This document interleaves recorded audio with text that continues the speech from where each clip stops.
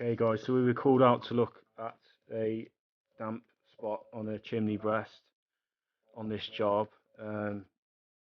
Customer had these rooms skimmed out a couple of months back and noticed that these areas in both rooms on the chimney breast weren't drying out properly. So the plasterers advised the customer to put an dehumidifier in the room for 10 days, which she'd done to no avail, and then also applied stain block to the stains. That didn't seem to work either, so at this point they've had the chimney looked at on the outside and discovered some of the lead work was shot, so rainwater was making its way through onto the chimney breast.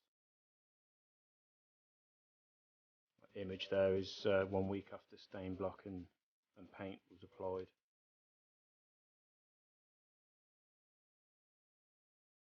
So the leak was rectified, and we've been called in to replaster on the inside. So we'll get stuck in, we'll show you what we've been up to. How not to dot and dab plasterboard.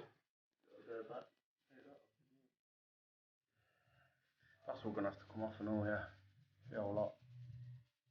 I've gone over paper as well, haven't they?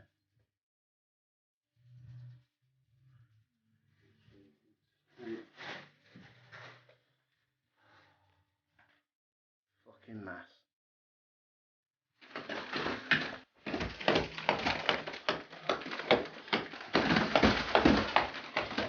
Hold on, mate. That bead has popped as well. Got a hairline crack running all the way down. And the reason that's happened is I've left the timber staff bead in and beaded over it. So always take them out.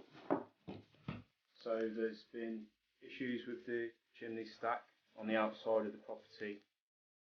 Moisture making its way through the lead work, which has made its way in to the plaster work on the inside of the bedrooms, and then on the adjoining walls each side, and also on this section of the room, a dodgy joint on the gutter on the outside. This wall about halfway along is just sodden, so we've stripped that away. We've patched using a thistle dry coat, which is an anti-damp plaster, cement based, and we've used a vapor control board to box in where the chimney stack, I'll show you next door where the chimney stack was, and then we've used vapor control here just to cover the mass, so there's less floating to do.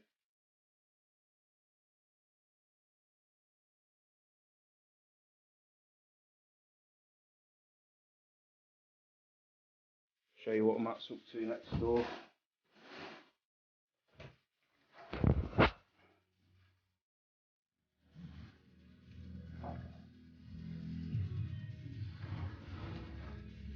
They've actually used multi-finish to dab plasterboard on. You should never use multi-finish, it's probably him. You should never use multi-finish to dab on plasterboard, should you, Matt? No, never. No, never. Yeah, because it draws all the moisture from the chimney stack, so if you've got salts and stuff and penetrating damp, it's just going to make the problem worse.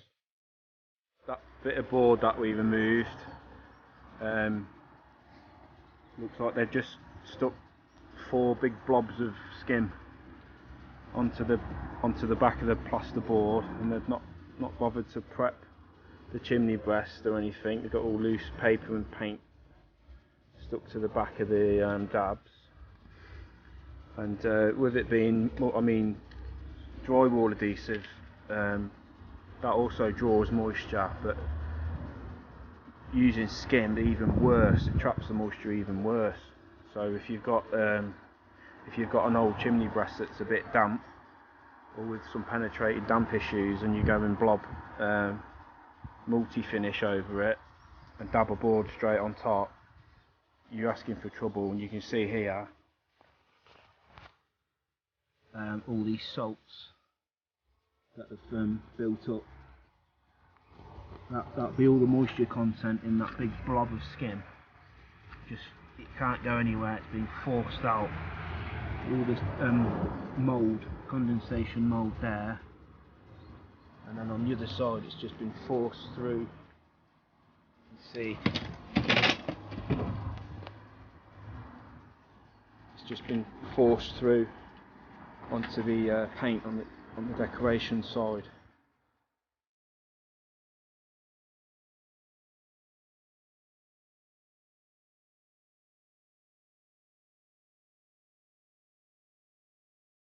So that roof leak has been rectified.